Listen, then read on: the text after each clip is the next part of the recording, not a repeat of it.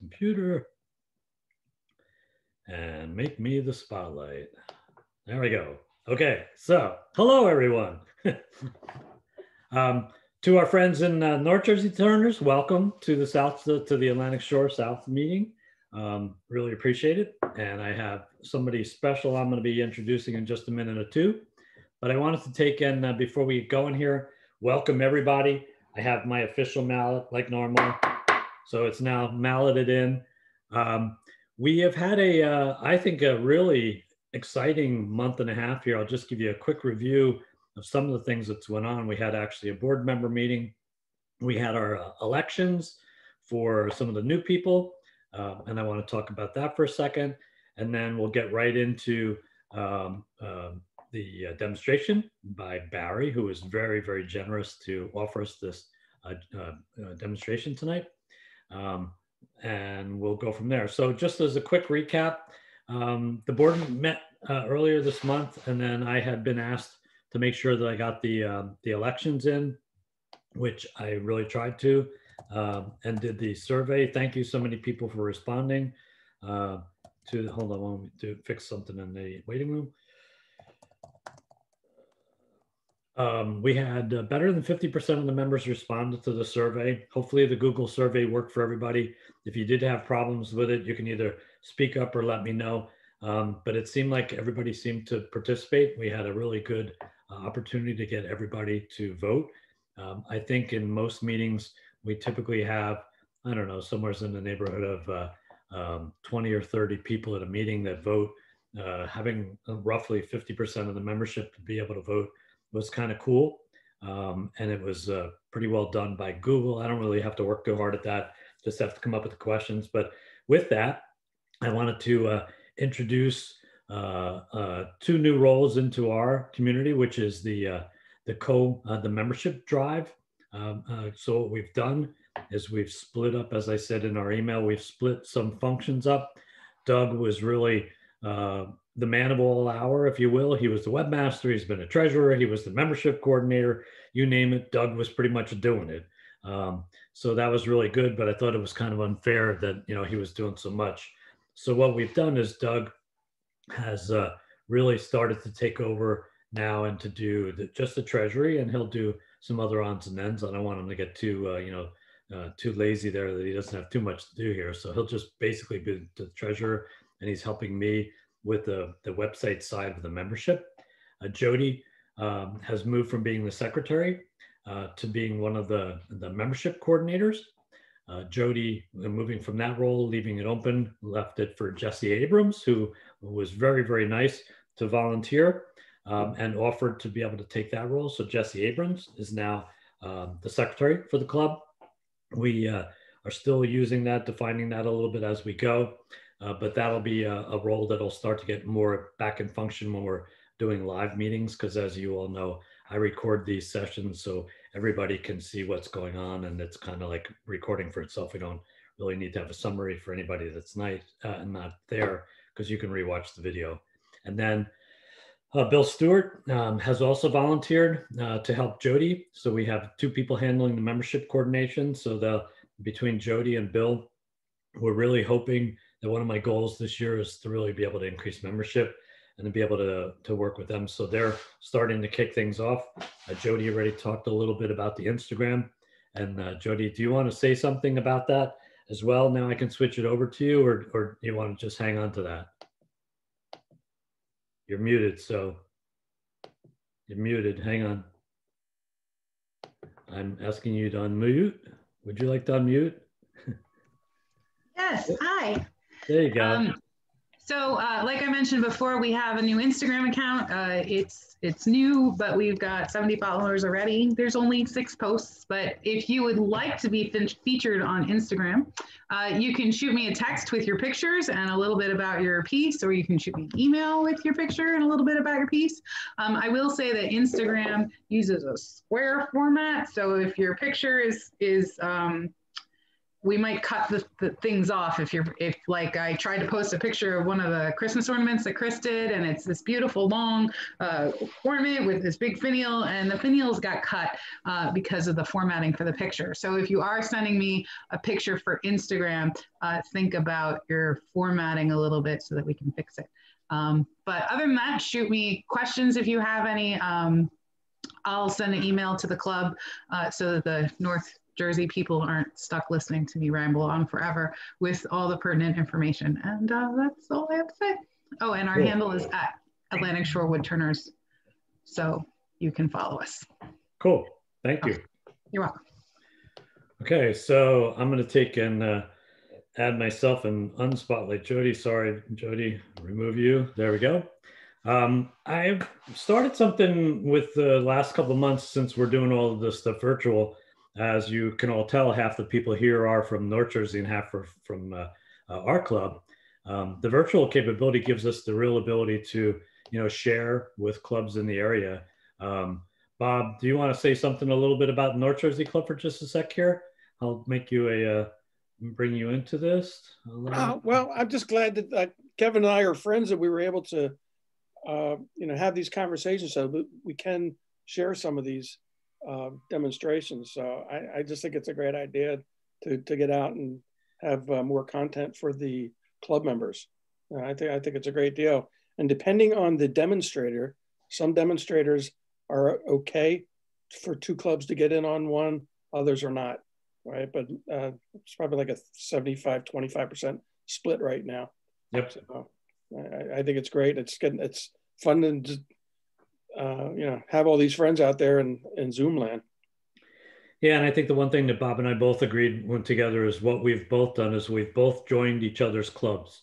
So we're trying to share so that way we're able to keep up all the communications. It's, so that way we're fully informed. So Bob is one of our official members now, and I am back, if you will, as a member again with the North Jersey Club. And hopefully, if everything goes around normally here, I'll actually pull a couple physical visits as opposed to just this virtual stuff. So we look forward to being able to share things, and I really am glad the North Jersey clubs have joined us. Yep. So, and with that, I'm going to introduce one other person here who is my special guest, and I am going to bring him into the spotlight. You are now looking at Bobby McCarley with me. Bobby is a member of the Southern Bayou Woodturners out of Louisiana. He and I spoke the other day. Yeah, he's actually working with Club Express stuff, which is how we got together. So Bobby, I'm going to unmute you if it's okay. I would like to take and unmute you, and if you could just give us a little quick, a little information about your club, and tell us a little bit about your environment and what's going on there, I would really appreciate it. You're still muted, Bobby. Hang on, Bobby. I need to remove you. Let me unmute you. But you show that you're not muted. Is your volume up? Nope, can't hear you.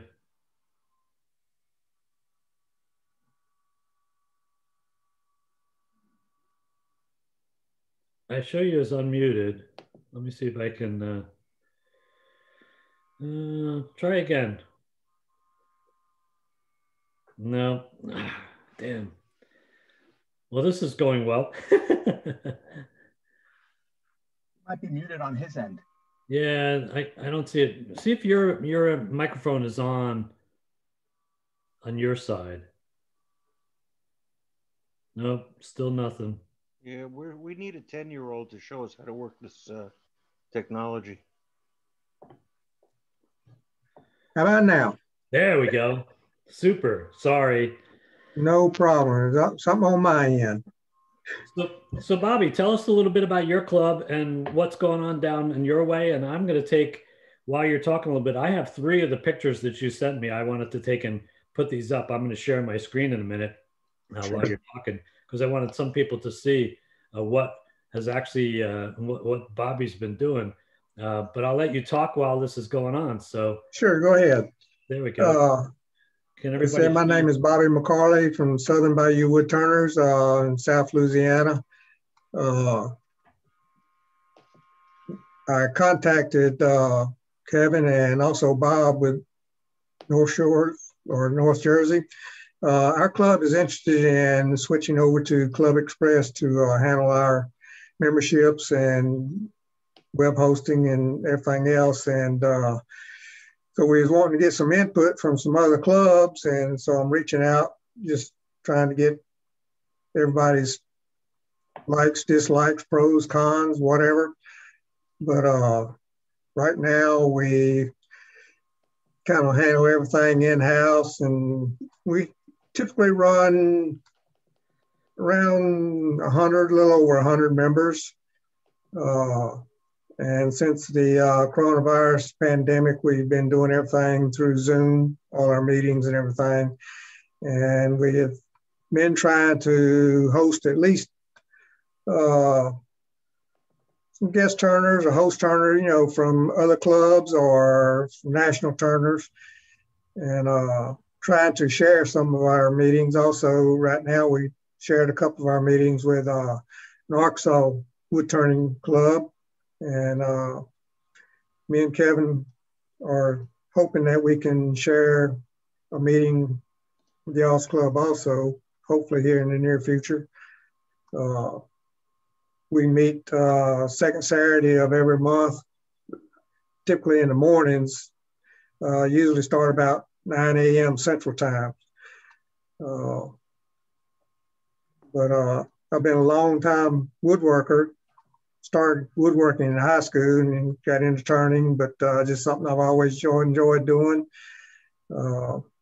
Since I retired, it keeps me in the shop as much as possible, but I think Zoom has kind of opened up all kind of possibilities for clubs to share information and share demos, and gives us a whole lot better opportunity to grow our clubs. Right now we have, you know, quite a few members that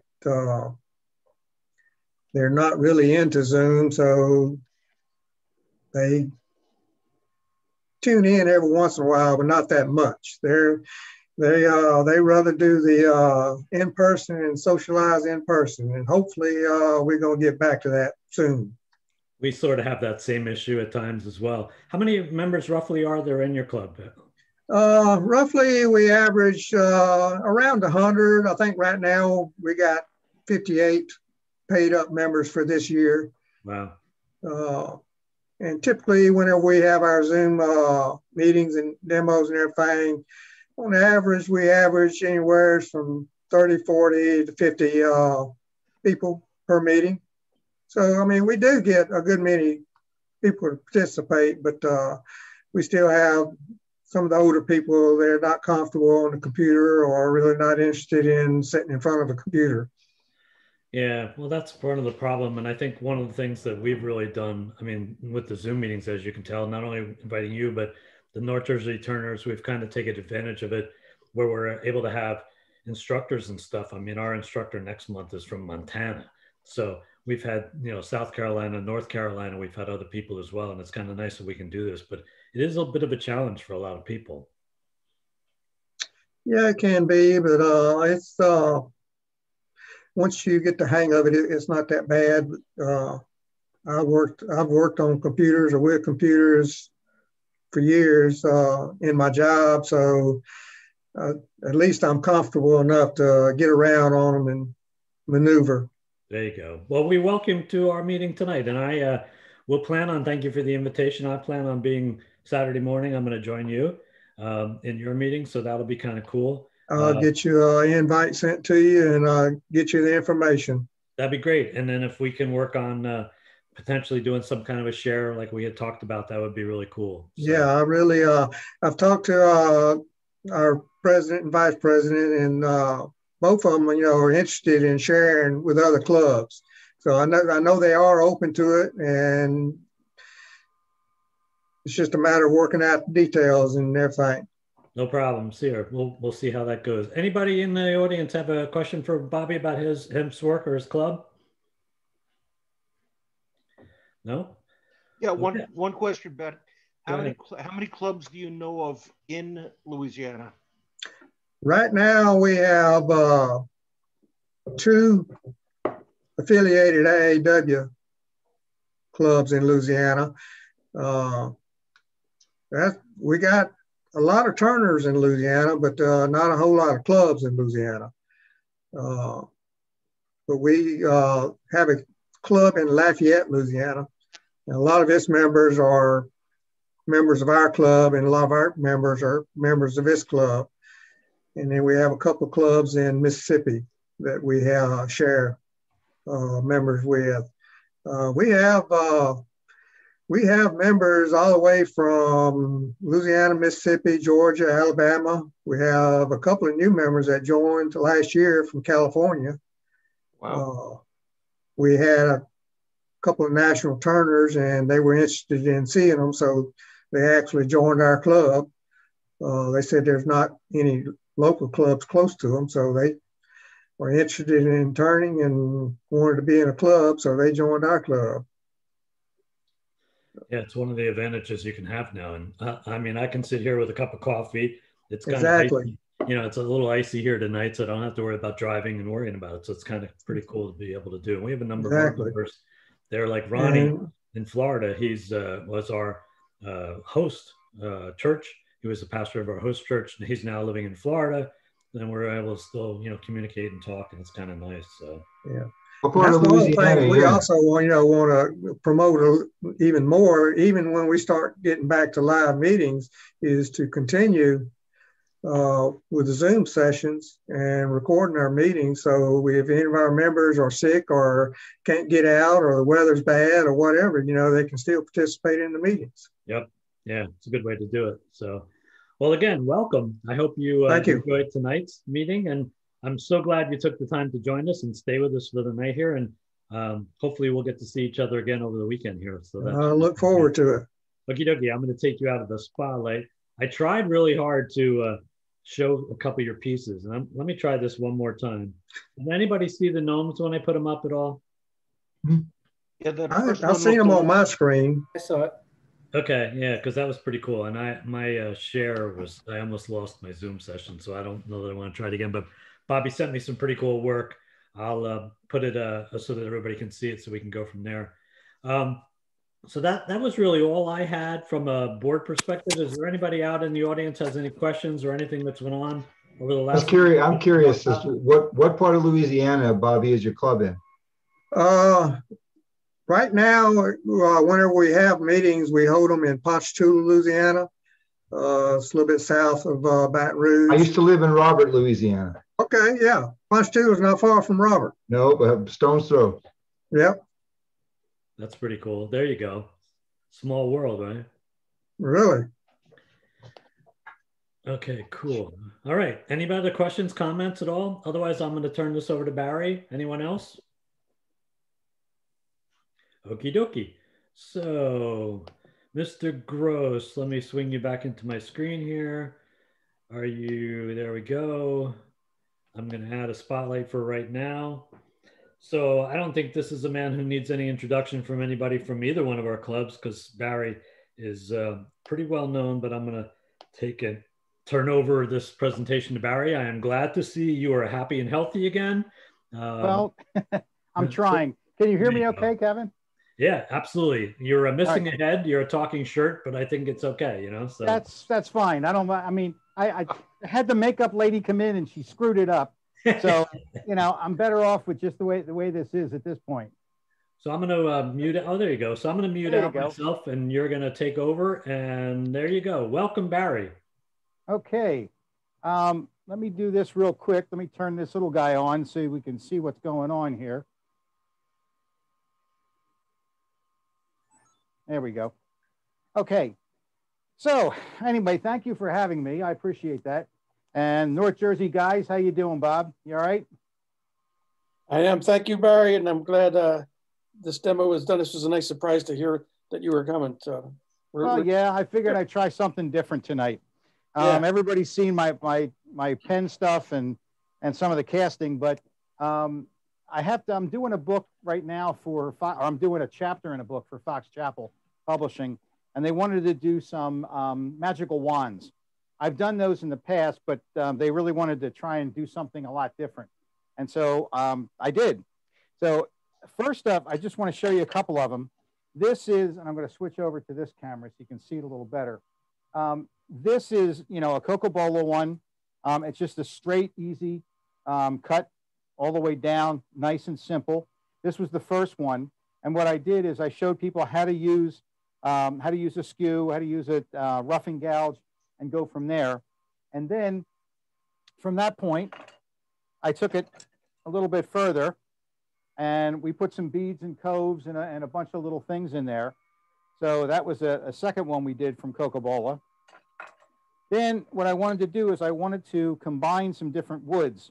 So I put Coca-Cola with tulip wood here and just made it a straight cut so people had a chance to play with it. And these are basically for kids.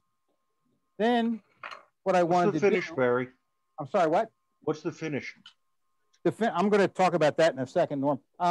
The finish I'm using is I've got, what do I have? I've got triple E cream, and then I'm using the Aussie oil because it's really simple and it's quick. The other thing that you can do is buff it. And I do a lot of buffing too on the Beal buffing system. And that really helps because if you can't get down into the grain sometimes, as much as you sand, you still have a marker here and there. The buffing system takes it right out. So here's a couple that I did with like color grain. And what I also did with this is I offset turned a little bit. Nice. I just turned it off axis just a little, and to give it kind of a bumpy look. The same thing with this one. I did that, and on the front. So these were kind of fun. The one, and here's another one that I did like that. Hey Barry, how did you get into these? Somebody asked me to make them. Okay. So I just, you know, I figured I'd try it, and I liked it. It was easy. It's just spindle turning. Yeah, this is the takeoff of, was it Harry Potter? Harry Potter, yep. And speaking of Harry Potter, I'm going to show you something. And you guys owe me on this one. This is, again, this is from, what is this? This is beef wood, okay? And I just made it a little bit thicker. And all that they wanted were a bunch of different shapes. Now, speaking of Harry Potter, the houses in the movie were, you know, Hufflepuff and Ravencroft and Slytherin. And I think there was one other one. But Gryffindor. Associated with them. And so I did Hufflepuff, which is black and yellow. So I laminated black and yellow plastic in there and then glued it all together. Well, I just did this and I just broke the tip off right now. So I've got to glue it back on, send it to Fox Chapel, and if it breaks again, I'm going to blame them. So just don't tell anybody. So this is the colors of the house that I did for that one. Hopefully I won't lose that little tip. Now, this is kind of cool. And I'll show you that this is all glow-in-the-dark material, okay, on the inside. And if you will indulge me for a second, I'm going to put the powder that I use up here, and I use this with Alumilite. Mix it up. Here's one that I've got started. I cut the shape out. This is like a lightning bolt, and I'll talk about this in a minute. But I want to turn off the lights for a second and watch how this stuff glows. And this is really, really good stuff. So I'm going to hit the lights for a second. You'll see this pop. Can you see that glowing? Don't everybody answer at once. That's really cool, Barry. Yeah, we can see it. I can see it. Very cool. So it's very bright. Very neat. It's great. This is industrial strength powder.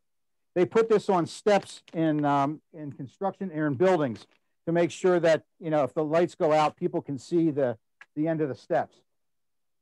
And how expensive is that? That was like, maybe it's like $10 an ounce. So it's pretty expensive. But I mean, it makes a really, really nice piece.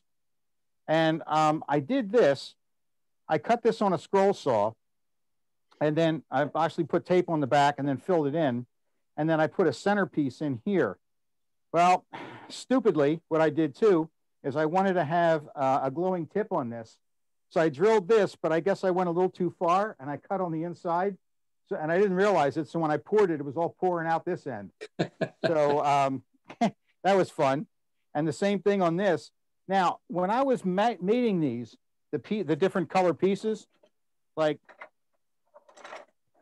this one, I use urethane glue because the urethane glue bonds a lot stronger than regular white glue, especially with oily woods. Like these are all exotic woods and they're oily. So you really want to make sure that you do that. And you can see on here, you can see all the foam, how it foamed up, because this is, you know, Gorilla Glue, but it's the foamy stuff. And then tonight, what we're going to do, this is the one we're going to make tonight. Okay. This is a secret compartment or wand. All right. And what I've done is we'll drill this out. I'll make a tenon here that it fits inside like that. And then in here, I've got little crystals and they can put it, you know, whatever they want in there to do that. But I thought I'd throw some amethysts in there because they have, you know, healing properties supposedly. Okay. So this is what we're going to do tonight. All right. Hopefully we're going to do it. And so I have a piece of, this is curly maple. And I started out yesterday with a block like this, 2.5 inches. And I realized that's a lot to hog down. I mean, it took me a long time to get it to this point. Okay. So honestly, I'm not going to sit here and you know, chuck this up and turn it down. Okay. So today what I did is I cut it down to a reasonable size. This is about 1 3/4 inches. And I mark the ends to get the centers like that. Okay. And then I just chuck it in between my centers on here and then start turning it. So what I want to do first is I want to kind of carve out the handle and make the handle on this. And then I'm going to come over here and we'll part this down. I'm using a Forstner bit, which is 7/8 of an inch. I felt that was good. I'm leaving this a little heavy. And the reason I'm leaving it a little heavy was because the other day when I made this one, you know how we try and really get things all nice and thin and nice? Well, when I was fitting this in here, I cracked it.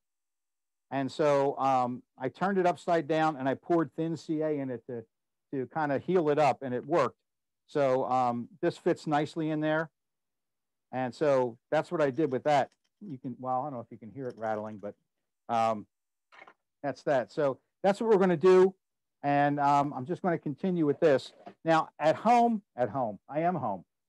I usually have my dust collection system sucking all this stuff out. Obviously I can't do that now. Okay.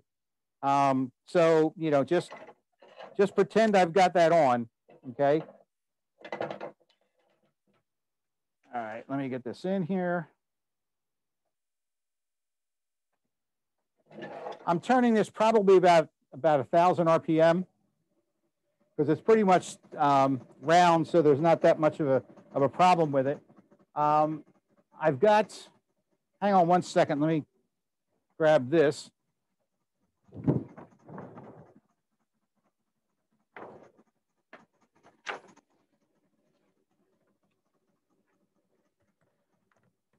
Can you hear me okay? Yes. It sound like I'm in an echo chamber? Little bit, but I hear you fine. All right, well, anyway. All right, when I start with this, I'm going to start with it on the tool rest, let the bevel come in contact, and then lift my hand, and it'll start to cut.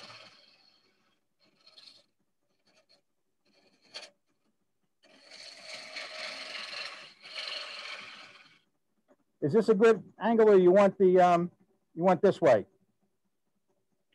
No, they both look pretty good, Barry. I like You want one or two? Tell me which one. number Go with two. two. Number two. That's this one. Yeah. All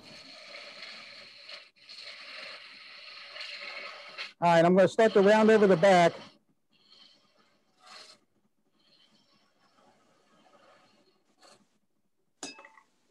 And again, you can make any kind of shape you want with this. Dip it down a little bit. but I want to leave it heavy.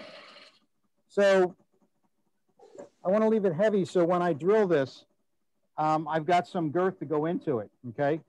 So at this point, I'm going to take a parting tool and I'm going to go straight in here.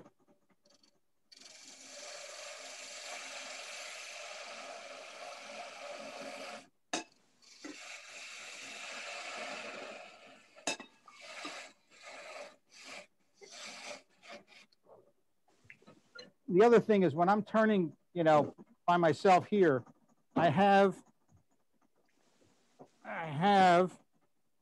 a really good light that I use like this, but that's going to be too bright and it's going to wipe out the camera. So I always use that so I can see exactly what I'm doing.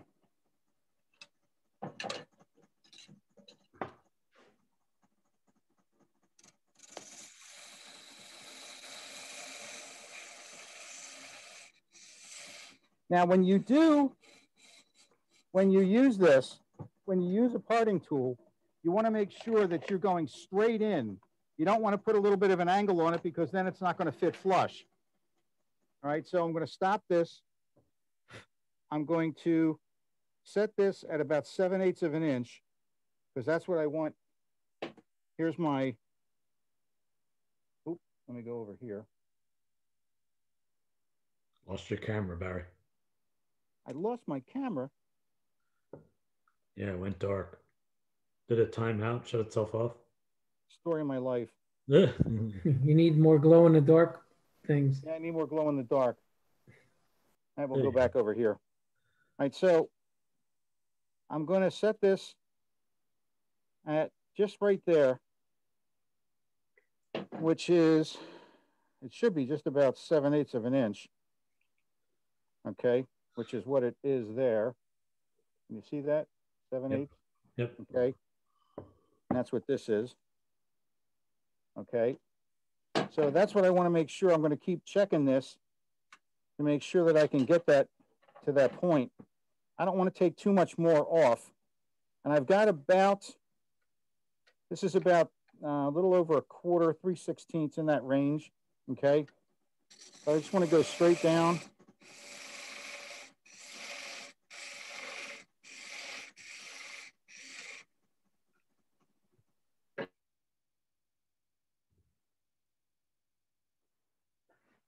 My point.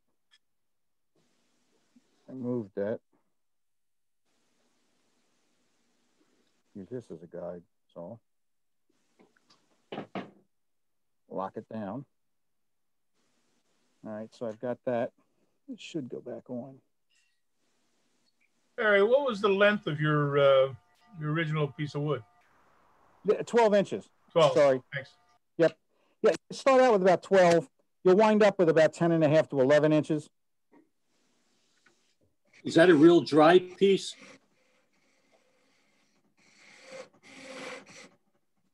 I'm sorry, what was that? Is that a real dry piece, completely dry? Yes. Okay. That's why it's so damn hard.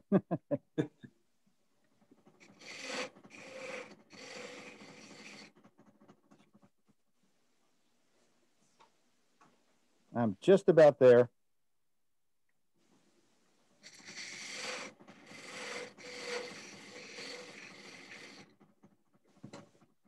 This is the agonizing part, to make sure that you don't go too far. Because if you do, then you're going to be, you know, messed up with this thing.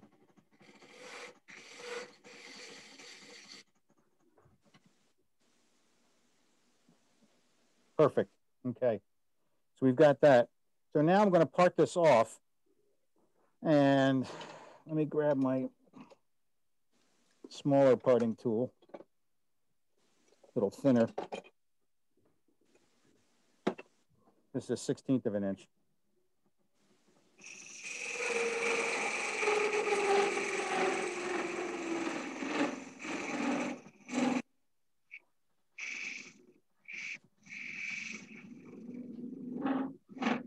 You don't want to keep jamming this all the way down inside. I'll take this off now. You don't want to keep jamming that down off inside, because what you're going to do is you're going to pin it in there. And that's not a good thing at all. So what I usually just give myself maybe an extra tiny little bit on the one side. And then please do not go all the way down, okay? If you take this all the way down, this thing's gonna start to wobble and it's gonna jam in there. And I don't know if anybody, that's ever happened to anybody. I know it's happened to me. You will regret that for sure. Because that will really bind in there and it will be ugly, okay? So I'm just gonna take a saw now.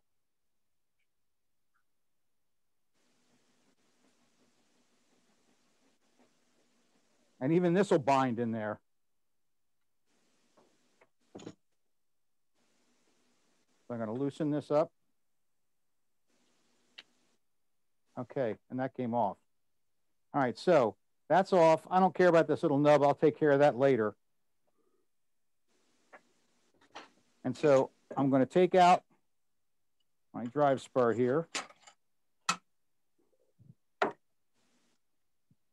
Put in a 4-jaw chuck.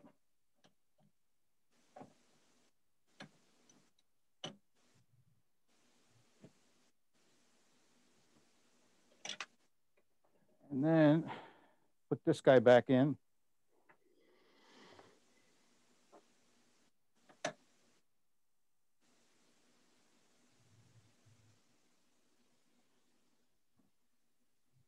Now bring this up. Just there, probably center point. Tighten this up. If it's off a little bit, don't really worry about it, because when you put the pieces back together and when we turn them down, you'll get it, you'll take care of that. Okay. So at this point, I'm going to take this guy out, put in my chuck, and we'll drill this.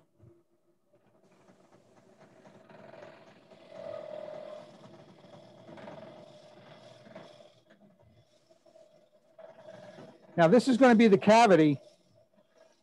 So what I want to do is I want to drill this down through. Can you see? Let me move my hand so you can see this.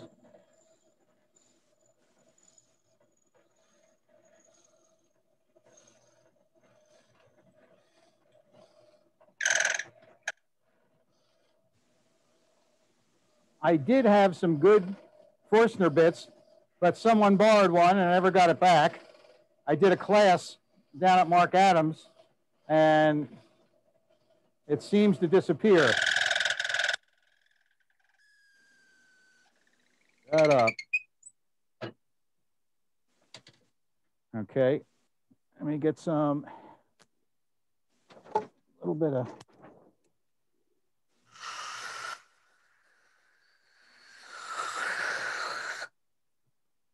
okay. Now let me check and see how deep that is. I can go probably a little deeper. You don't want to go all the way to the back here like that, obviously, because it'll break through. So just make sure you got enough of it in there.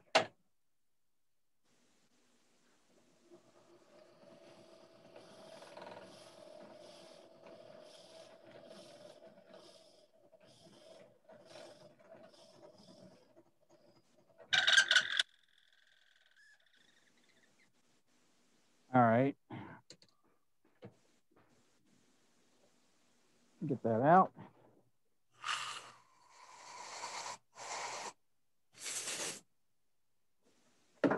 Blow that off. Let me take this out.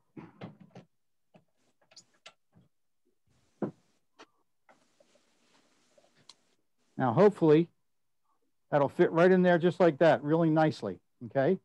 Now I can put this side back in. And I'll take it out of the chuck and go back to my drive spur.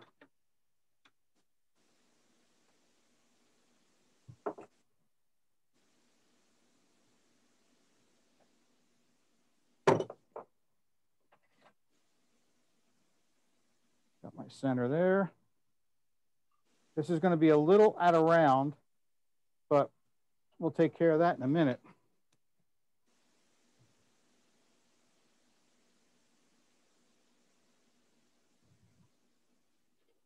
Okay. Is that a real snug fit? It's a decent fit. Okay. Okay.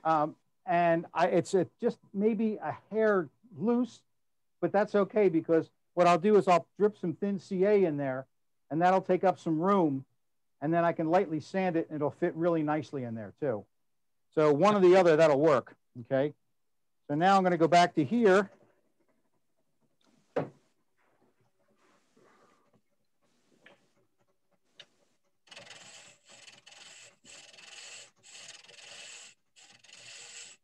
So now when I do this, it'll be a nice fit.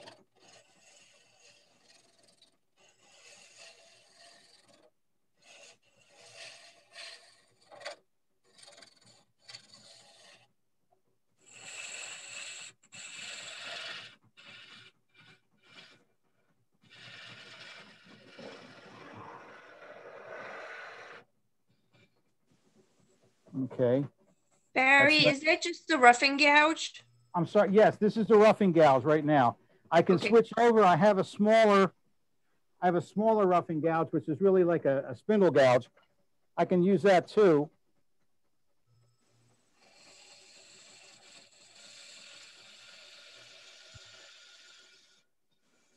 I like to use smaller tools anyway, because I can get in closer to this side.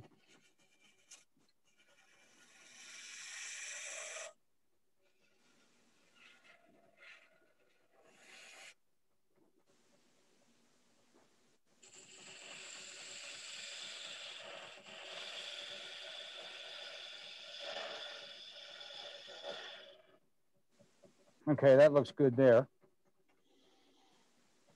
Move over here now and start this.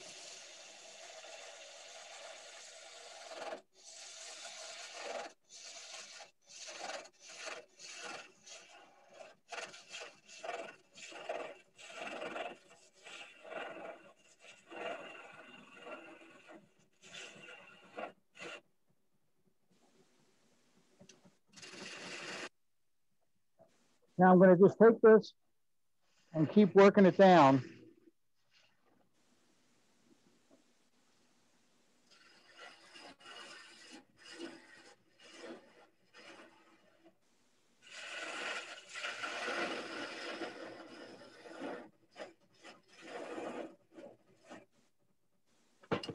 You can use that. You can switch it over. Use a skew if you'd like. Now, when I use a skew, the normal quote unquote way is to have the toe up. I have the toe down. That's just the way that I learned to use this. And what I'll do is I'll set this on the tool rest first, have the bevel here, lay against it like this. And as I raise my hand, then I can get that smooth cut all the way across.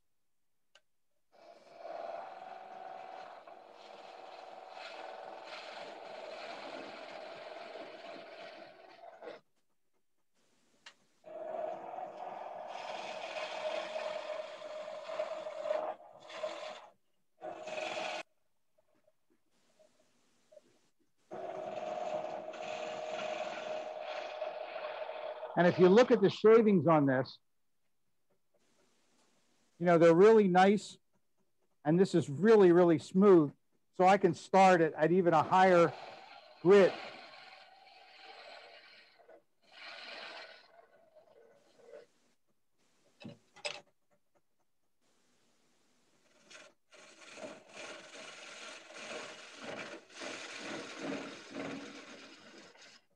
So at this point, I'm going to take a little bit more off in the center here.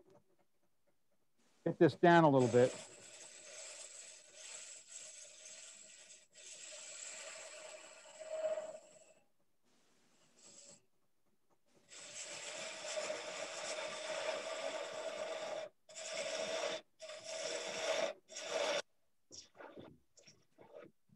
Now you can make these as thick, as fat as you want.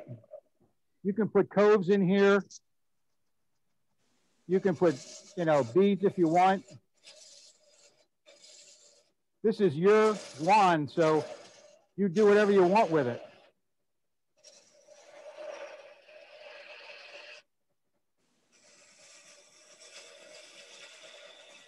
But always remember, just make sure you're riding on the bevel of this to get a nice clean cut.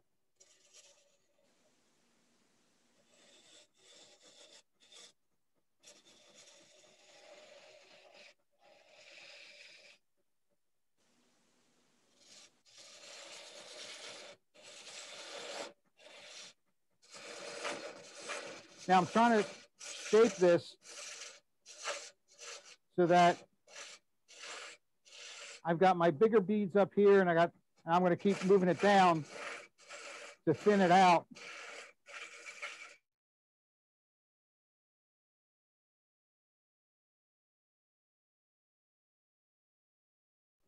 So if you want to put a cove in here somewhere.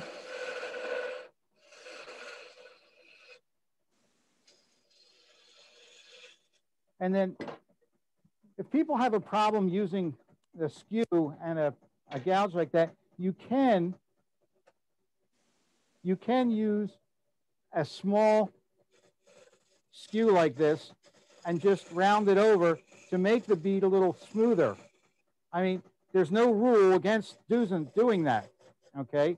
And I mean, when I do demos at the AEW, sometimes I get this, he doesn't know what he's doing, you know, but it still comes out looking nice. So I don't care how you do it, as long as you're having fun doing it, just enjoy yourself.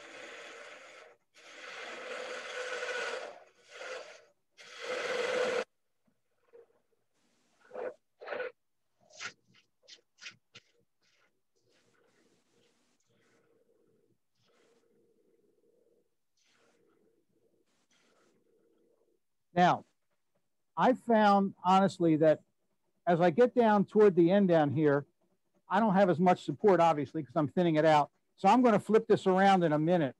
So I'm closer to my headstock, okay? But I want to try and finish this guy up here to begin with.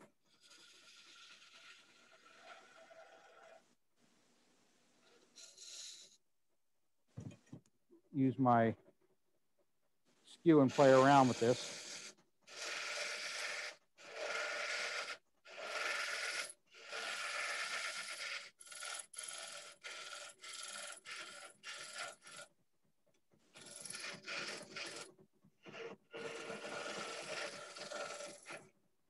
I have a smaller skew like this, and I can get in tight on these.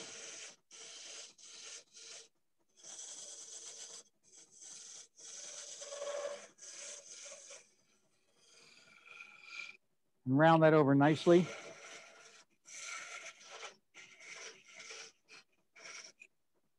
And I'm putting a little, I don't know if you can see that on this end, I can see it here.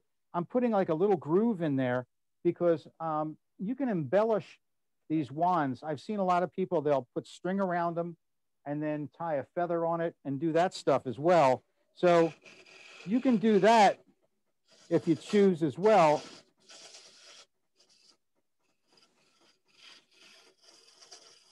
And this is where my light comes in really handy to make sure that I'm getting a nice clean cut on this. Take a look at that. Hey, Barry, do you have an overhead view of that? I can. Or a front view. A front view. A front view. Let's yeah. Either way, so we can see exactly. Let's see if we can get a front view going for you here.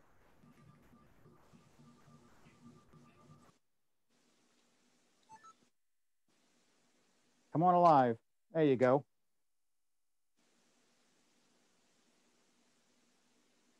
Nope, it's still dead. Why are you doing this to me, camera? There you go. Yeah. Okay. Can you see that now? Yeah, that's good. Yeah, Thank good. you.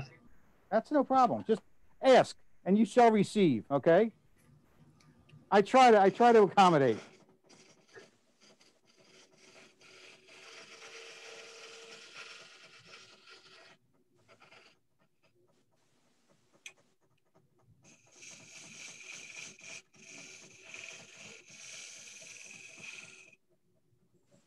I'm gonna take a little bit more out of here.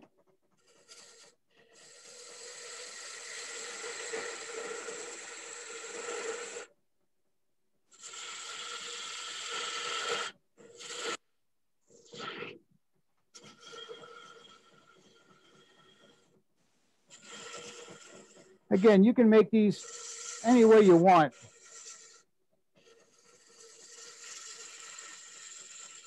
I've just found the more little baubles and trinkets and just little things that you have in here, people tend to like them more.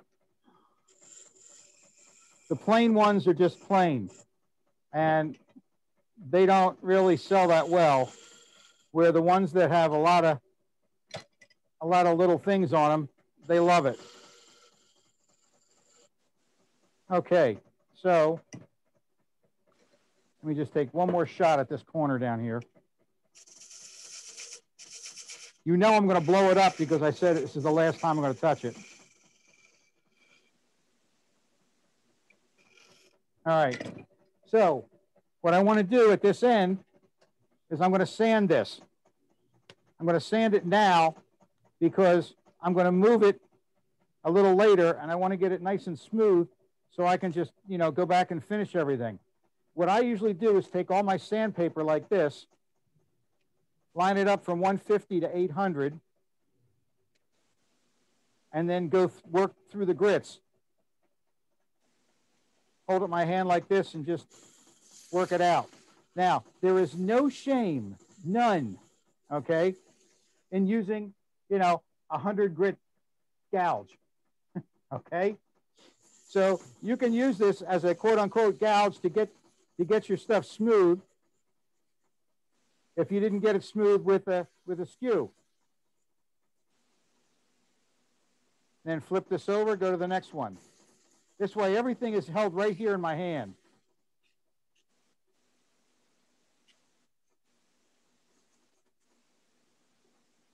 Take a peek at this. Ooh, birdie. Okay. Let me get down into the corner in here.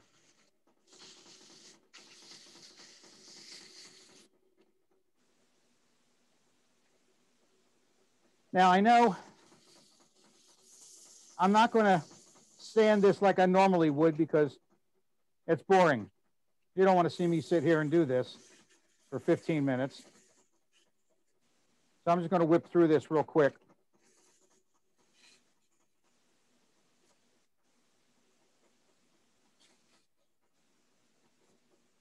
In fact, I'll stop there at 400. Okay. Now, I'm going to flip this around.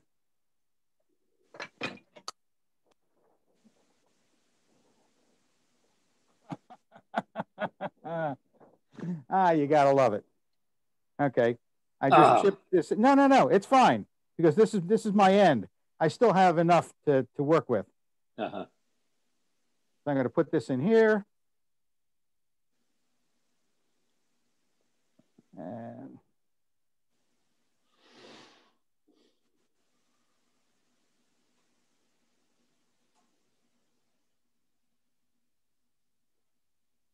there we go.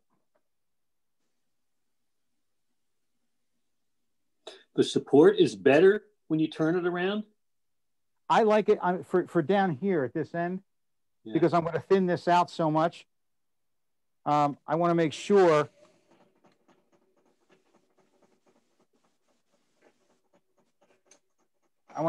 I get it nice and easy for myself. Move this in a little bit more.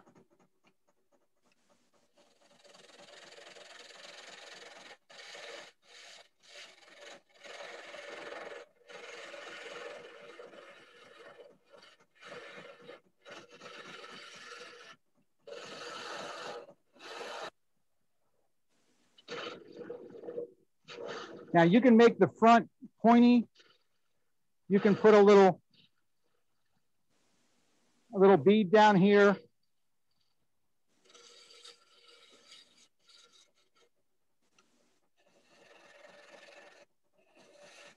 Put a couple little coves in there.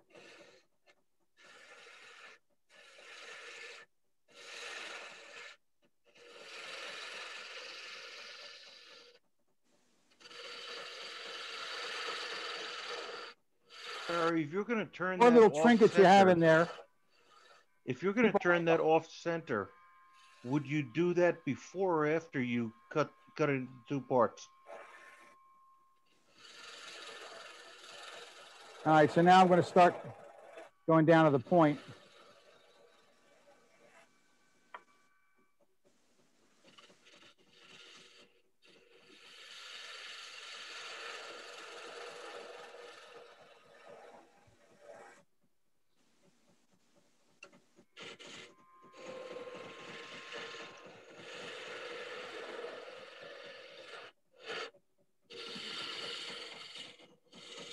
Make that a little deeper.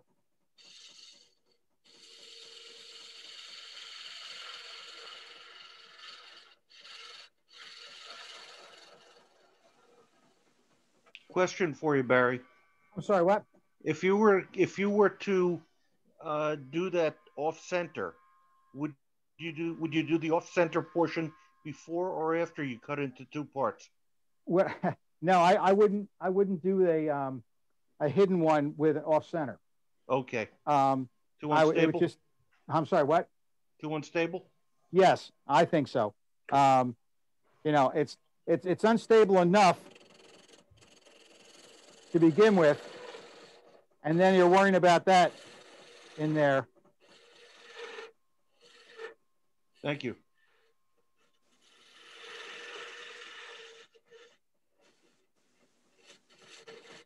Smooth that out a little bit.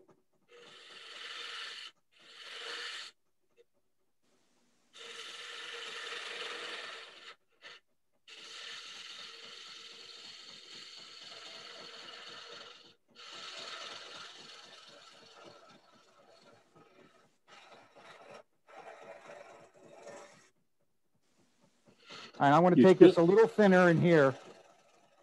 You're still turning at about 1,000? I'm sorry, what? You're turning at 1,000 still? Yeah, about that. Okay.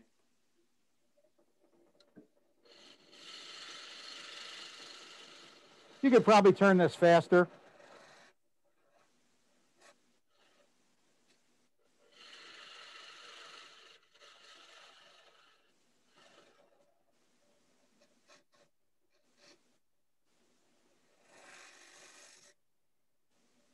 All right, I'm going to take this down a little bit.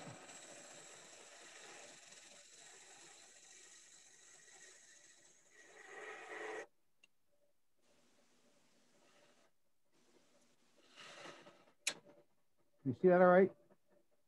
Yes. Not the catch. Can you see that? What catch? Yeah, what catch? I was talking to Ray Key one day, and I said to him, "What happens if you get a catch?" He said, "So what?" He says, "You'll be surprised if you don't get one." I said, "Yeah, that's true." So just keep taking it down, relax. Get it down to where you want it. I'm getting it pretty thin right there. And then, again, if you wanted just to flatten it out a little bit, use a skew as a scraper. Round over my feet a little bit. Okay. And now, we'll stand this up and then finish it.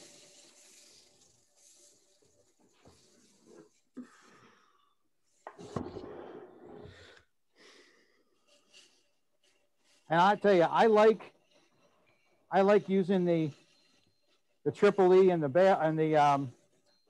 Aussie oil because it gives a really bright finish. If you don't want it that bright, I just use the Triple E, and then I buffed it with the Beal buffing system, and that does a really good job. I'm a big proponent of the Beal buffing system. That gets out all the little tiny scratches.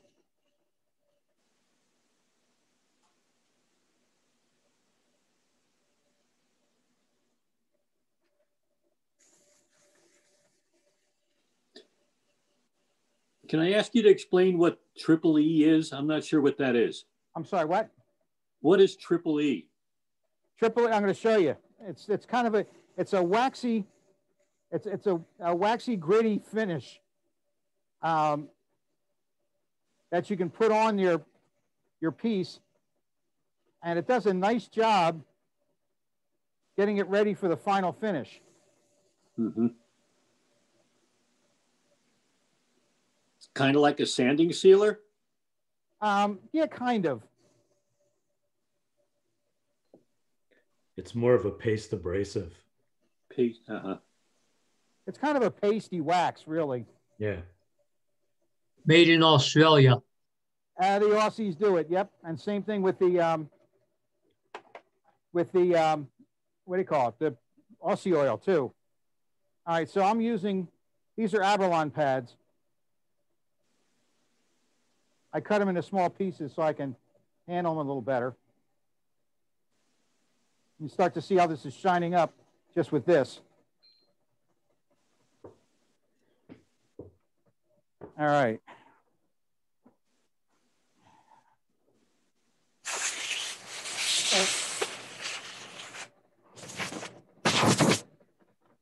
Me too. All right, so let me get the triple E. I thought I had it right here, but just one of those days. Here's my Aussie oil. Yeah. You use triple E as the finish There it is. for pens when we were making them with kids so at the shows. here's the triple E, okay?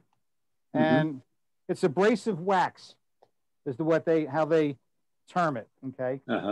And I usually apply it with a paper towel because they go crazy at the AAW when I use my little cloth here. They start screaming at me saying, you can't use a towel like that on a lathe because it'll catch. And I said, well, if it catches, just let it go. So, I'm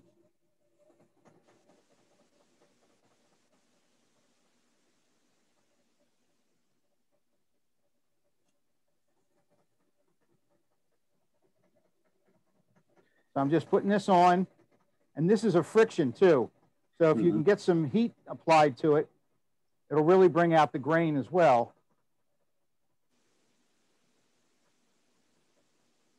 Harry, isn't that triple E similar to like Yorkshire grit or Axe paste? I've never used them, so I couldn't tell you honestly.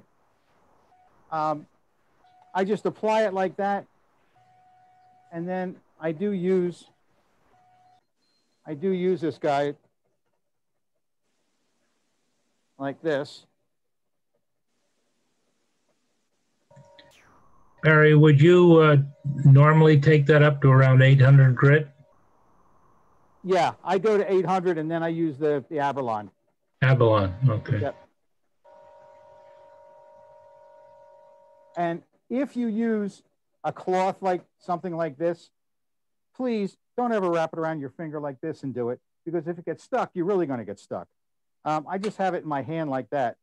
You can see the shine on this with just that piece alone. And now this triple E is really good stuff. I've used this. I did the testing for Penn State when they brought this in on this product, and it really, really works well. You have to shake it up really good because it settles. So you want to make sure you get the good stuff on here too. So I just want to drop like this, turn the lathe back on. I don't know if you can see that on the camera or not, how much brighter that is now. That's the Aussie oil you're using now, right? Much shinier.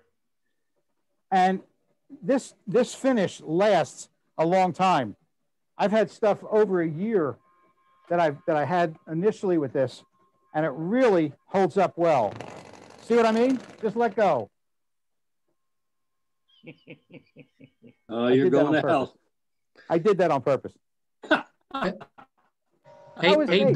This is a Where's demonstration. the safety officer? This is a demonstration, is it not? Yeah. Good, bad, and otherwise, right? What not to do. Exactly. Is that Aussie Oil from Penn State? Yes. Okay. Hey Barry, do you feel that the Triple E polish darkens on the light wood? It'll darken it slightly, yes. Yes. But I like it darkened a little bit. Okay. So now I'm going to come back here. Where did I put my tool rest? Somewhere. On the shelf to your left. Hey Barry, the Aussie oil, do you recommend a wax over it or just the Aussie oil? I just use this, and then honestly, what I'll do later is I'll take it over on the Beal and buff it with the Carnauba. Okay. Because it really makes it pop. Do you use Renaissance at all? I do, but that's for fingerprints, really. Okay. It's not really a finish. It's more for fingerprints than anything.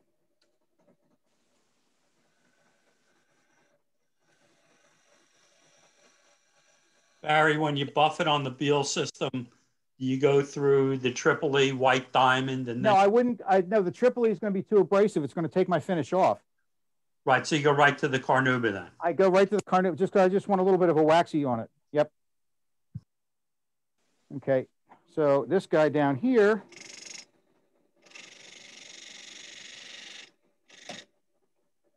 Let me get... You need to swing your camera to the left a little bit, Barry. Oop. Nope. Came off easy. Now I can just cut it. All right, so at this point, I'm going to take my saw and cut this.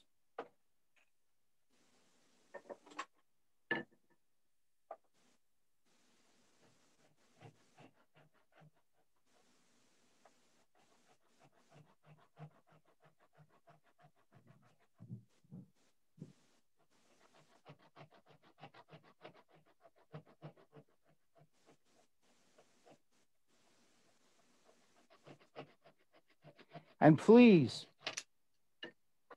I shouldn't really say this, but please don't ever put this on the lathe and use the saw while it's running.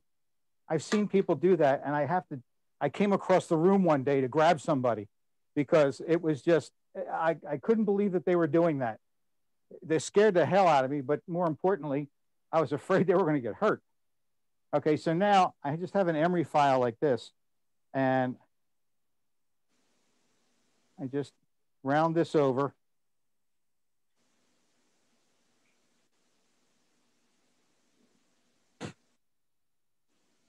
Round that over. Take a little bit of the Aussie oil and just rub it on there.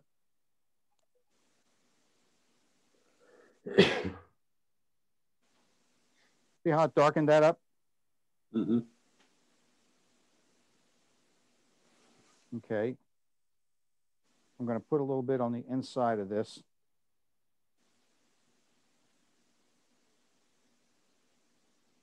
Right here.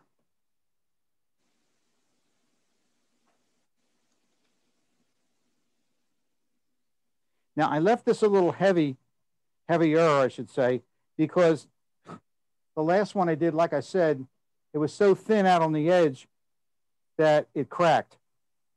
And so I don't want it to crack. So I'm just going to leave it like this. And now when I put this together, okay, I'm going to probably use a little bit of thin CA on there to make sure that it fits nicely. Let me take this piece down on this end a little bit. Just get the nub off of that on the inside.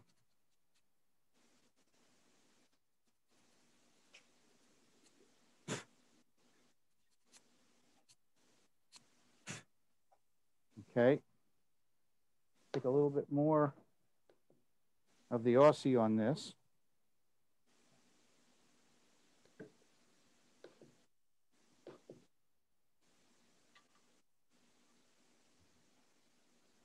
You have a lot of luck selling these? Yes. There's a lot of people that are really into the magical, mystical stuff. Uh-huh. And so they really get into that. Could you please give me an idea of what you price it at, roughly? I'm embarrassed. Come on. 75 to 100. Okay, thank you. And people are really into their kids and into Harry Potter. Mm-hmm. They pay that with no problem. Mm-hmm. Okay. A lot of adults are into Harry Potter and the Harry Potter paraphernalia. Oh yeah, They're getting it for their kids. Yeah, they say they're getting it for their kid, but who knows? I don't really care. They give me the money, I'm fine. Okay. Put a little on this end. See how it looks white there? In about 2 seconds.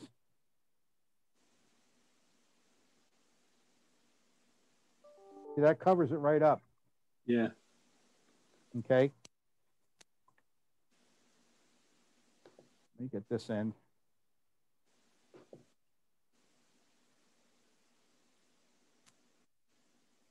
Okay, so this is a little loose for me at this point. So I can try this out.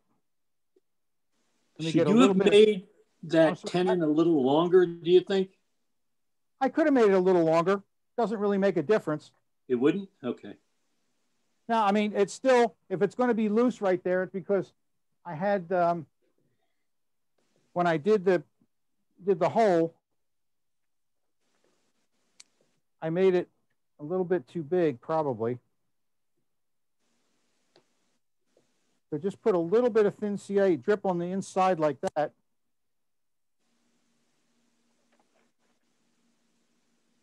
Hit it with some accelerator.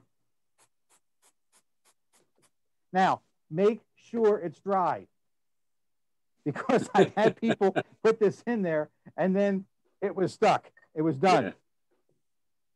Yeah. Okay.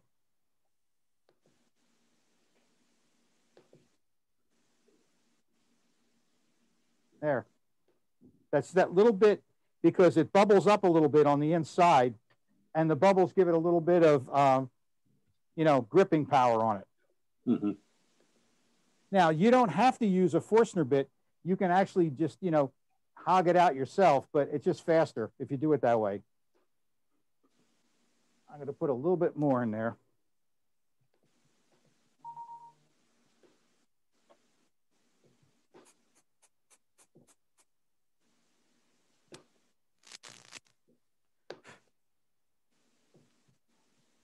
Oh, no, only kidding. Yeah, it's better. That works. So there's your secret compartment right in there. Cool. Would you hear that? Yeah, little good. So that's basically it. I mean, it's simple, it's easy. You can do, like I said, you can make a whole bunch of different, you know, beads, coves, little things like that, and it's done. Nice.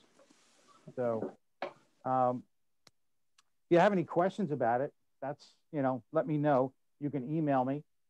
What I also want to do is, you know, if you didn't know, this past December, we sold Arizona Silhouette to the Classic Nib.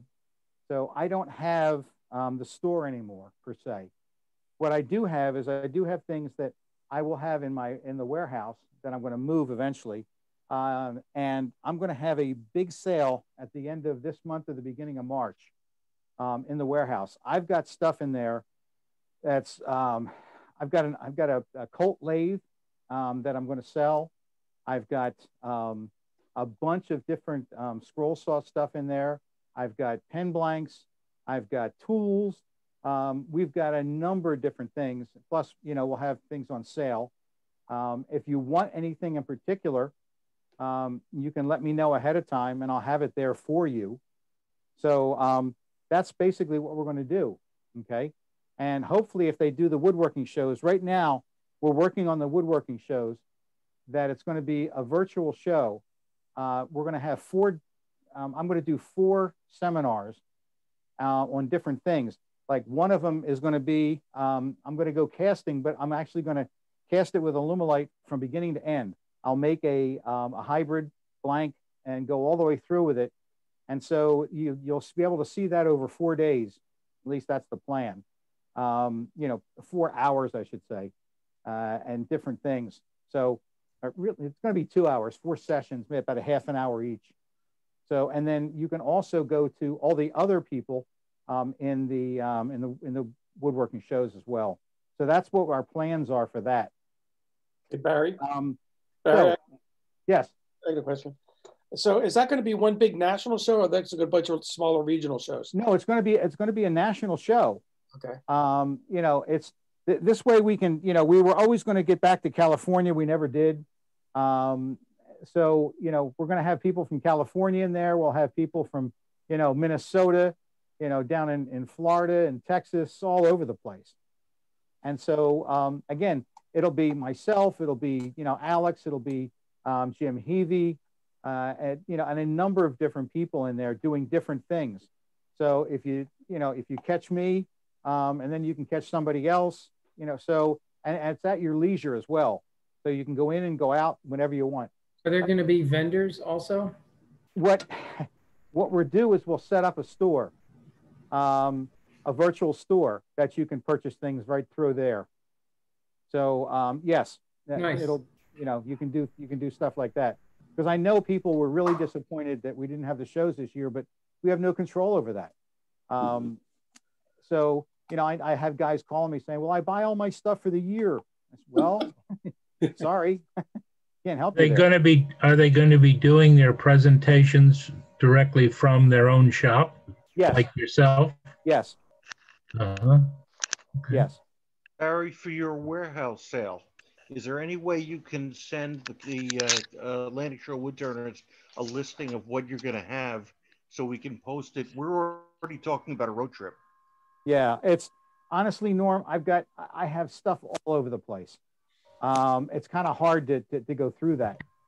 Really, I mean, I can try to put some stuff, highlight some stuff, but the rest of it is going to be there. I mean, I know I've got a vacuum system in there, not for a lathe, but for, you know, a hold down vacuum system. I've got, you know, masks, you know, like the air shields and trends. I've got a couple of those. So, you know, there's a whole bunch of different things that I have in there that we've collected over the past, you know, 10 years or so. Will you accept credit cards? Yeah. I mean, just, it'll be at the warehouse. You come and pick it up. We'll do credit cards. We'll do whatever you want. Where's the warehouse? The warehouse is in Bensalem, PA. And the gentleman from Louisiana, Bobby, I mean, you're welcome to come up. No problem. Hey, Barry, how far is that from PSI's store? Well, PSI store, they're moving that. It's about 15 minutes from PSI store. Okay. They're in the process of moving the store, yeah? Yeah, yep. So, Barry, why did you sell and what are you going to do next? I'm doing it. It was getting too much for me, honestly. You know, I'm you know, almost 70. And even though I don't look at my youthful looks. You don't? Yeah. It's crazy. I want to make sure that, you know, I can relax a little bit. I'm writing more. I'm going to do another couple books for Fox Chapel. I'm doing this chapter for them. We want to get out on the road again with the woodworking shows. And I want to do these. I want to do demos like this, you know, for clubs all over the place. And it's just easier. What's the all address? work and no play. Yeah. And plus, honestly, I want to do the craft shows that I want to do, you know, like the one in hopefully we can have that this year. The one at Grand Central Terminal. you know, those are the things that I really want to do. And so, you know, if people want to come to the house and, you know, I'll give lessons here, that's fine too. Whatever they want. What's the address of the warehouse? The warehouse is in 3430 Progress Drive, Suite C in Ben Salem. From, let's see, off of 295 to, let's say from Great Adventure to the warehouse is 45 minutes. Repeat that one more time, please. From the warehouse to the Great address. Adventure. The address. 45 minutes. Repeat the address. Wait a second. The address is 3430 Progress Drive, Suite C in Ben Salem. Thank you. 9020. When is that going to be, Barry? What date? I'm trying to get it. Barry, I'm trying to get it for the end of this month or the beginning. It's probably going to be in like maybe the first or second week in March. I want to make sure the weather's good, or the weather's better, put it that way. And get it all set up where people can come in and actually see it, and shop and see what they need to do. Barry, do you have wooden stuff as well, or just basically tools? I've got tools. I've got wood. I've got board feet of a number of different pieces. I've got some beautiful. I mean, I got gorgeous, Buckeye burl in 3x3x12 that's been stabilized. So there's a bunch of different stuff there. I can't even tell you. I'm starting to get into it now and seeing, geez, I just found that. In fact, I found this piece of curly maple there that was hidden all those years. You have Spectre plywood? I'm sorry, what? Do you have Spectre plywood, the color wood? No, I don't. I did have a bunch of it. We took it to the. I have bottle stoppers in it. I've got tons of bottle stoppers in it. Right. I've got tons of acrylic bottle stoppers.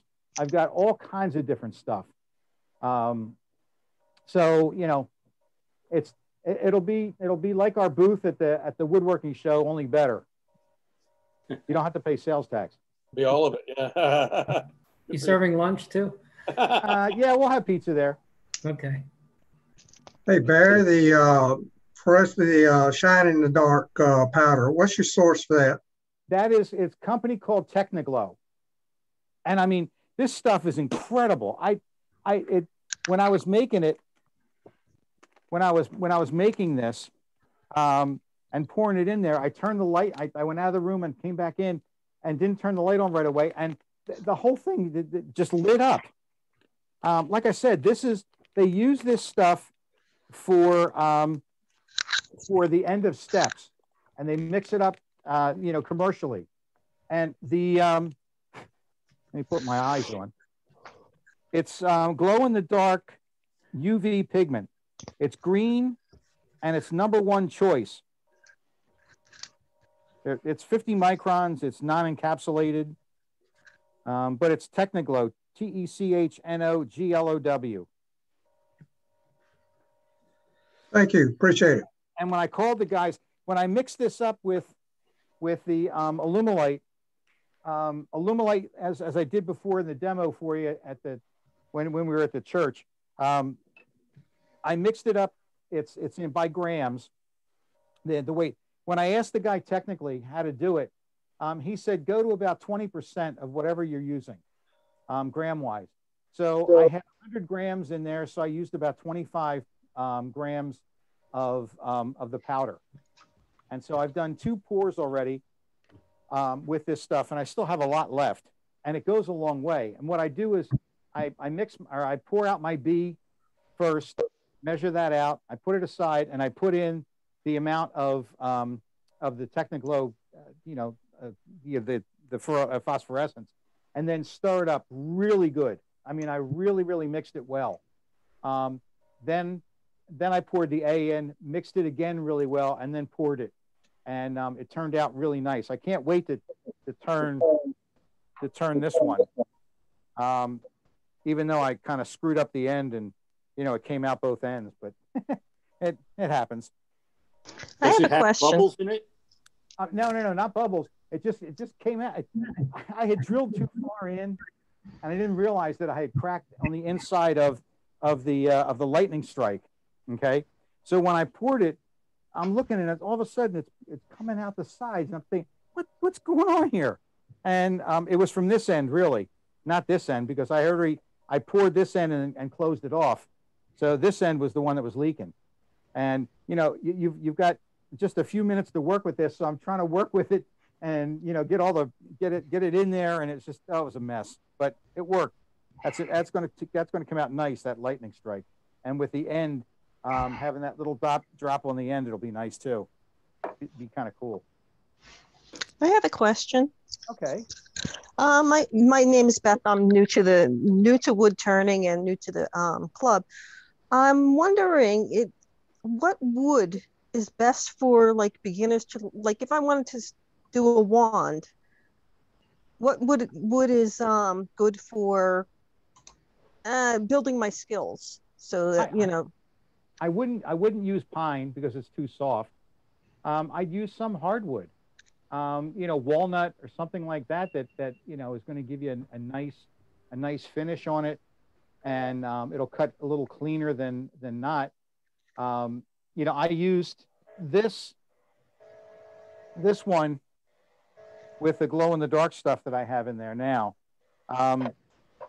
This is myrtle wood, and it had a lot of spalding in it, which I didn't realize until I got down inside of it. So it makes it look pretty, but at the same time, boy, was that a pain, because I kept having to put thin CA in it to harden it up because it wouldn't turn smoothly, and the thin CA glue made it almost stabilized it, and so it would cut a lot cleaner when you use the skew or when you were bevel cutting on it. So I would use it, you know, some kind of a decent hardwood. And the other thing is, if you're allergic to, and I love this, it's like the commercials when they tell you, you know, if you're allergic to this drug, don't use it. Well, how do you know you're allergic to it until after you take it? It's the same thing with cocobolo and the rosewood families.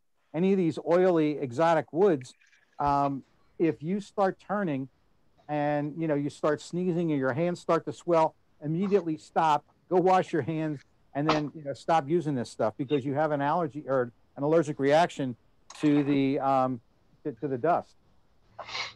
Thank you very much. Okay. That's why we're here. Any other questions from anybody? Barry, got one more. My internet crapped out, so I couldn't hear your answer on this stuff.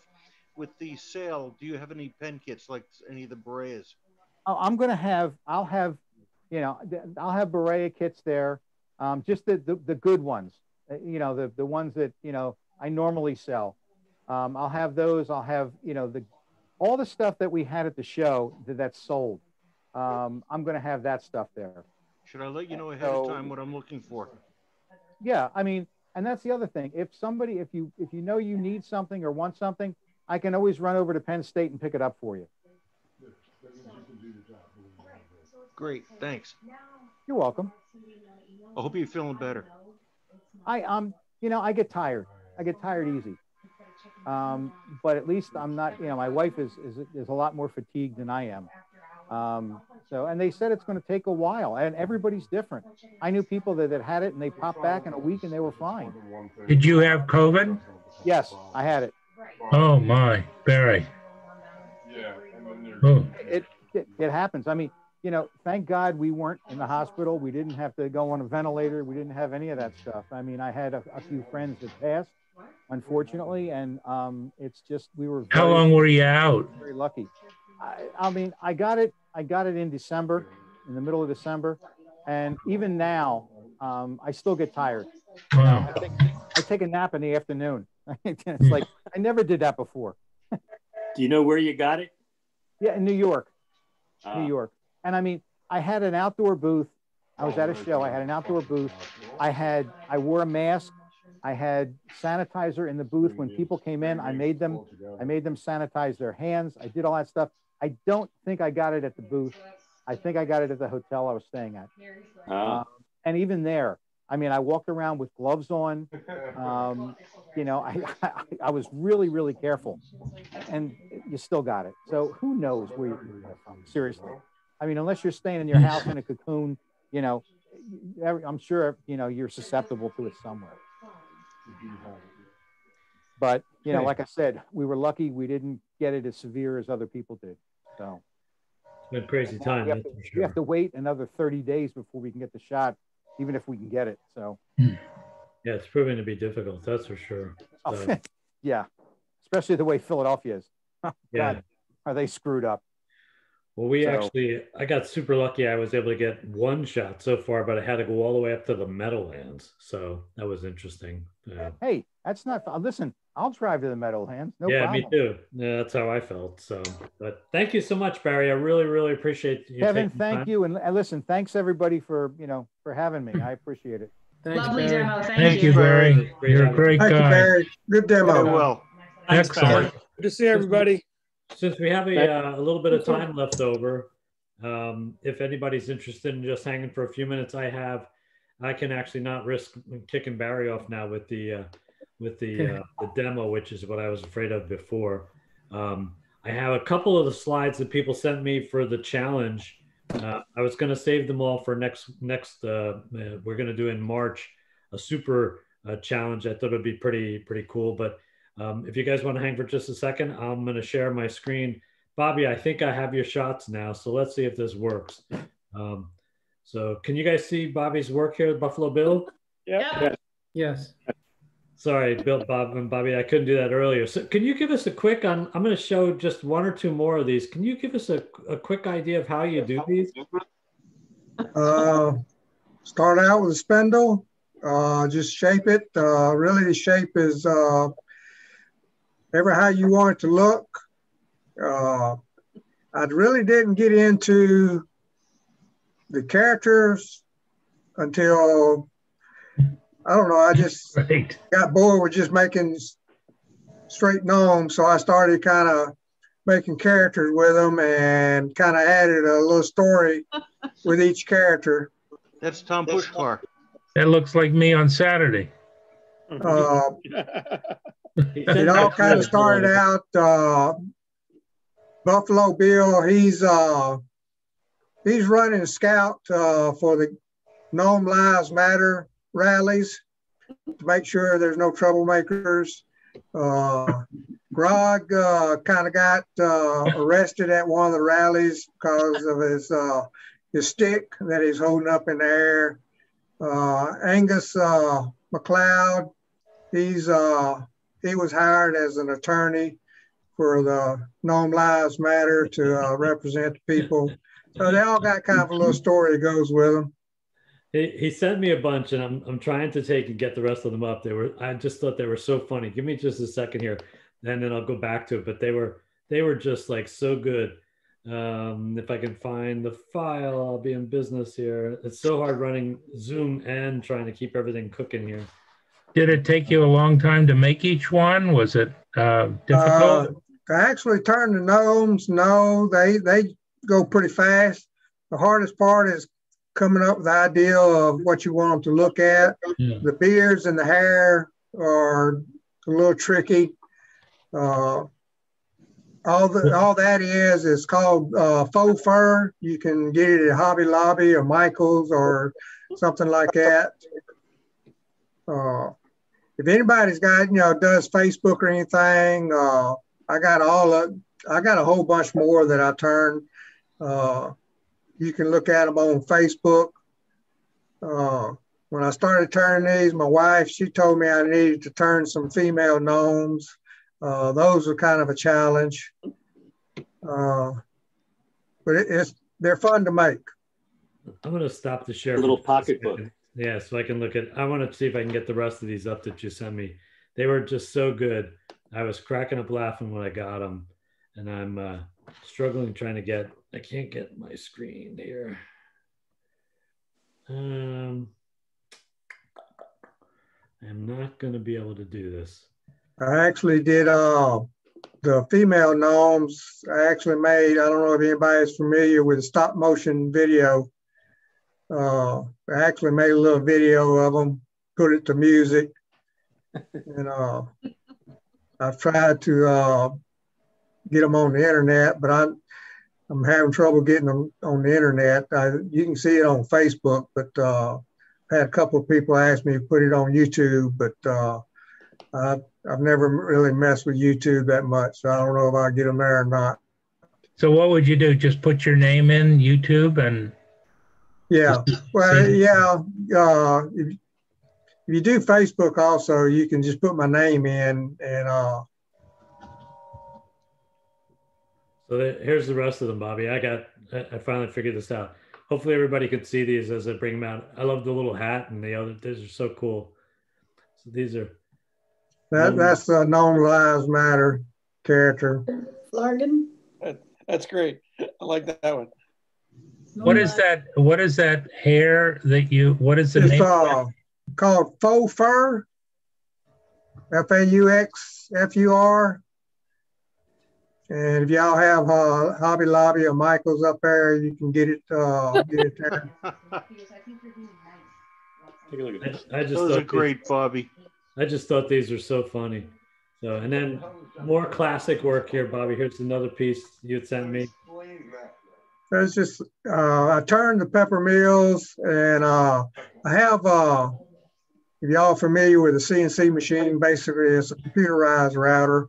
It has a lathe attachment to it. And I took and carved the lettering in them. It has pepper and salt in 4 different languages around the diameter of the pepper mills. And I inlaid them with coffee grounds and then soaked them in CA glue and then sand them. They're really nice. And then the last piece was this one that you sent me. That's the same thing, a piece of maple. Turned the rim and painted it with black acrylic paint and used iridescent paints, purple and gold, big LSU fan. So then carved the tiger's face on the CNC machine. Really beautiful. Those pepper mills, are they from Penn State? Wood Turning Z. Penn State carries them also. It's the same pepper mills.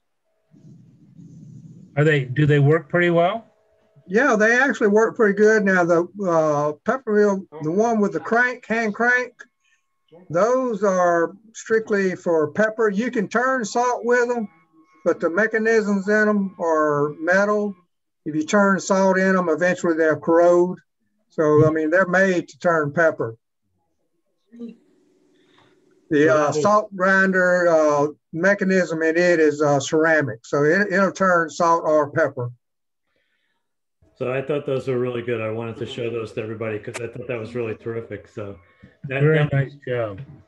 But I thought they were neat. Bobby, thank you so much. Let me take it. I'm going to appreciate it. I'm going to bring up the other slideshow, and I have just a couple. Let me see if I can get this to work.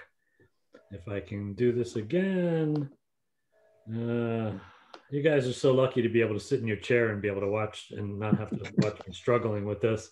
So I think this one is Doug, right? Doug, was this not yours? No, that's mine. Okay, sorry. So tell us what this is. Well, it was the club challenge. I think it's made from cedar because I thought that's what we cut the branch from, and we cut it about a year ago. It's just been in the backyard drying, and I just started messing around. It looks good. It's nice. Thank you. Then I have, I think, Bill, right? You sent me today? Yeah, that's block candle. And I made it so that the candles, glass things that fits right into the top. I bought those clocks about a couple of years ago. I got them on sale for like $2.50 a piece, and they work great. And the other thing is that that's also offset turning, because Kevin, do you have the next slide on that one that shows the side view? Yeah, and you see the bead in the middle is offset 7/16 on center. And then what I did is I just used some rasps to smooth it out and round it and make it fit in. And then I used a couple of D-Way beading tools to go and put the beads on the back, which is What's the round. The finish? What's the finish, Bill? The finish actually is my own wipe-on poly. I had a little Miniwax poly left in a can, so I just probably diluted it by about 20% with mineral spirits. Got 3 coats and was buffed out with the Beal system. Beautiful. Really nice. Guys that are in the background, if you could take and just hold down, if you're not talking on screen, if you could hold down the noise, I'd appreciate it. Okay, thank you. And then these just got sent to me. I think, Jody, these were yours, correct? Yeah, I wish. I'm looking at a picture of Chris's fancy boxes. Sorry. Sorry, Chris. Did I put the wrong thing up? I did, didn't I? Oh, that goes. Chris, are you still with us? Yeah, I'm here. There you go. Are these what you're going to be demonstrating on Saturday? Yes, they are. Okay, so I apologize. I didn't realize I had put those up, but I thought I wanted to be able to talk about that. So why don't you talk a little bit about what you're going to do on Saturday, and we'll be able to call it a night. They're just a basic box, but I put them up on tall finial bases, and I added a finial on top of it. That's cool, and I've got one other one here. Very nice. Nice. And you're going to be, this will be what you're going to be demonstrating on Saturday? Yes, yeah. The black walnut one, it was perfect, but the base was a little tight fitting, and I made the poor decision to try to tap it onto the base, and I messed up the hairline edge of around the lid. Still really pretty. Okay. So let me see if Jody, do I have, so I have to apologize, Jody, I'm going to have to see if I can find yours. I thought I had them in here. Jody, you sent me 2, right? Yeah, I sent you mine and George's. Okay, so hold on one second. Let me get rid of this share. Say goodbye to the gnomes. Hold on one second. I'm going to highlight me for a few minutes, and I'm going to take and see if I can find Jody's. Jody, I so apologize, but I knew you sent them to me. Oh, you know what it was, Jody? You sent them to me, but then you didn't attach them. That's why they're not here. Oh, well, that was smart of me. Yeah, so you know what? I sent them from my phone, so it probably did some funky. Can I share my screen? Oh, sure. Wait, give me a second to get to my Google Drive. Okay. Yeah, really sorry, because I knew that I had them here, and then when I went to look, I forgot yours. The pictures weren't attached. So I'm going to make you the highlight. Hold on one sec. Highlight you. Spotlight for everyone. There we go.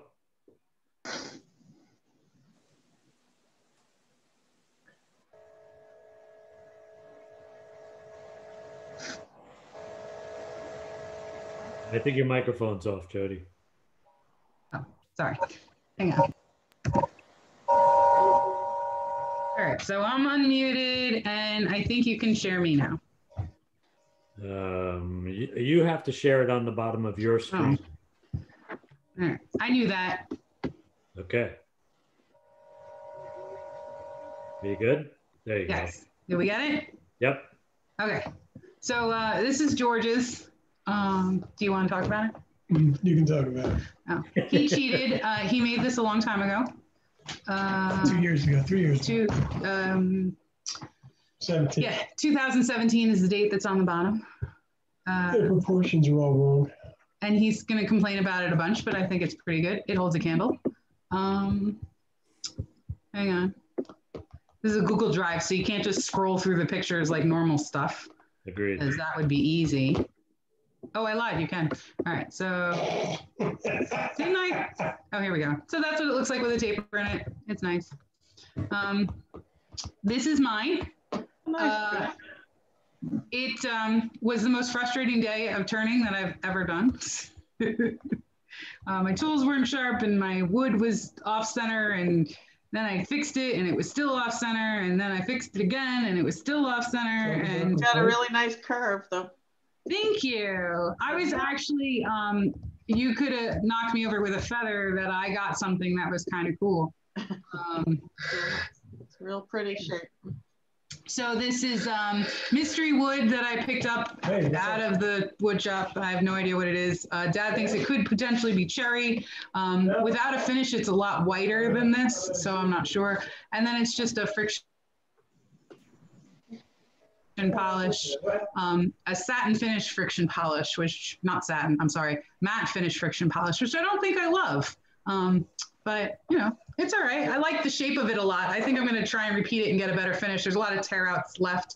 And you notice there's no picture of the bottom of it because I completely worked the bottom. So it's all right, though. It works.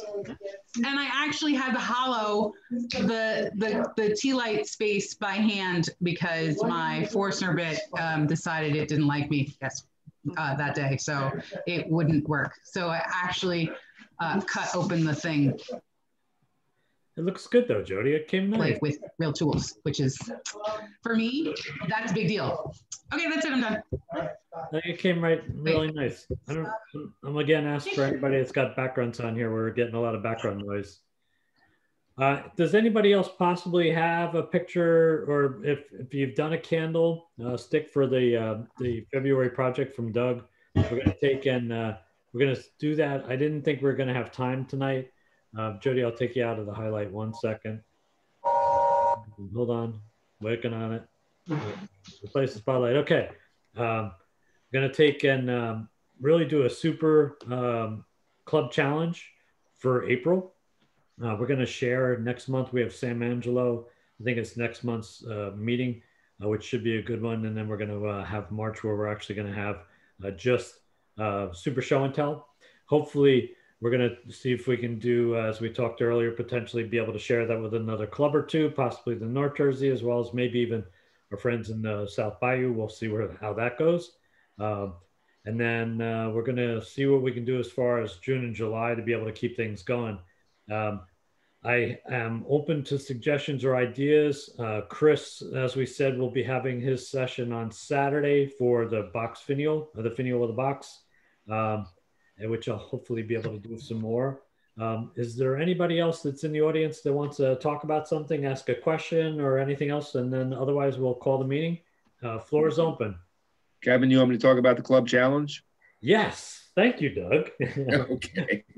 You know, I'm trying to run this stupid thing and it's like, hold on.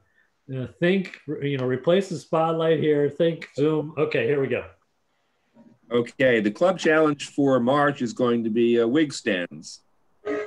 I made 2 wig stands, and I'm not sure if I know how to share my screen or not, but down the bottom, if you look at there you go. Perfect. This is one wig stand that I made. It's all cherry.